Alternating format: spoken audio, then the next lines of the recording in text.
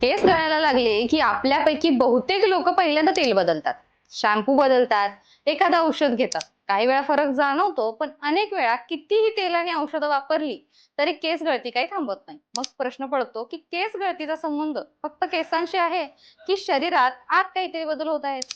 तज्ञ सांगतात, की केस गळती ही फक्त बाहेरची समस्या नसून अनेकदा ती शरीरातील बदलांची लक्षणं असतात. म्हणजे बाहेरून तेल लावून केसांवर उपचार केले तरी मूळ कारण शरीराच्या आत असेल तर त्याचा फारसा फायदा होत नाही. आपल्या डोक्यावरचे केस एका विशिष्ट चक्रानुसार वाढतात. या चक्रात वाढण्याचा टप्पा, विश्रांतीचा टप्पा आणि गळण्याचा टप्पा असे 3 भाग असतात.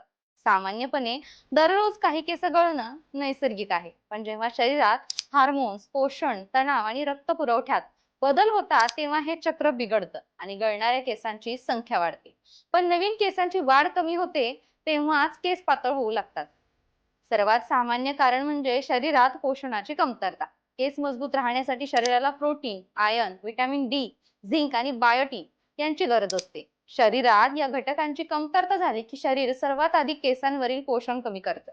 कारण शरीराला केसांपेक्षा हृदय, मेंदू आणि इतर महत्वाच्या अवयवांना पोषण देणं जास्त गरजेचं असतं.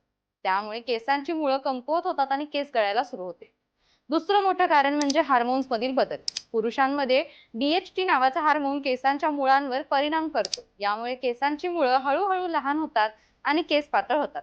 महिलांमध्ये थायरॉइड, पीसीओएस, प्रसूतीनंतरचे हार्मोनल बदल यामुळे केस गळती वाढते. अशा वेळी बाहेरून तेल लावून उपयोग मर्यादित राहतो, कारण समस्या शरीराच्या आत सुरू असते. तिसरं कारण म्हणजे तणाव. मानसिक ताण वाढला की शरीरातील कार्टिसोल नावाचा स्ट्रेस हार्मोन वाढतो.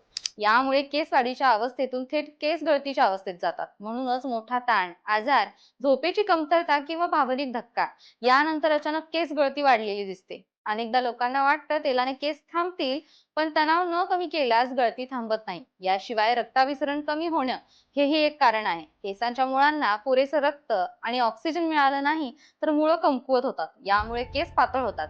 काही तेल स्काल्प मसाजमुळे रक्ताभिसरण थोडं सुधारू शकतात. यामुळे काहींना फरकही जाणवतो. पण जर मूळ कारण हार्मोनल किंवा पोषणाशी संबंधित असेल तर फक्त तेल पुरेसं ठरत नाही. म्हणूनच काही वेळा तेलाचा फायदा होतो तर काही वेळा होत नाही. जर केस कोरडे असतील, स्काल्पला कोरडेपणा जाणवत असेल किंवा हलका रक्तपुरवठा कमी असेल तर तेल मदत करू शकतं. पण जर केस गळतीचं कारण हार्मोनल बदल, पोषणाची कमतरता, तणाव, थायरॉइड किंवा आनुवंशिकता असेल तर फक्त तेलाने उपयोग होत नाही. उपाय काय? तर सर्वात आधी केस गळतीचं कारण समजून घेणं महत्वाचं आहे. आहारात प्रोटीन, हिरव्या भाज्या, ड्राय फ्रुट्स, आयर्न, व्हिटॅमिन युक्त पदार्थ वाढवणं गरजेचं आहे. पुरेशी झोप, तणाव कमी करणं आणि गरज असल्यास डॉक्टरांचा सल्ला घेऊन रक्त तपासणी किंवा हार्मोन तपासणी करणं आवश्यक आहे. तज्ञ सांगतात की केस गळती जास्त होत असेल तर स्वतःहून तेल आणि औषधं बदलण्यापेक्षा कारण शोधणं महत्वाचं आहे. कारण केस हे शरीराच्या आरोग्याचं प्रतिबिंब असतात. शरीरात काही बिघाड झाला तर त्याचा परिणाम थेट केसांवर दिसतो.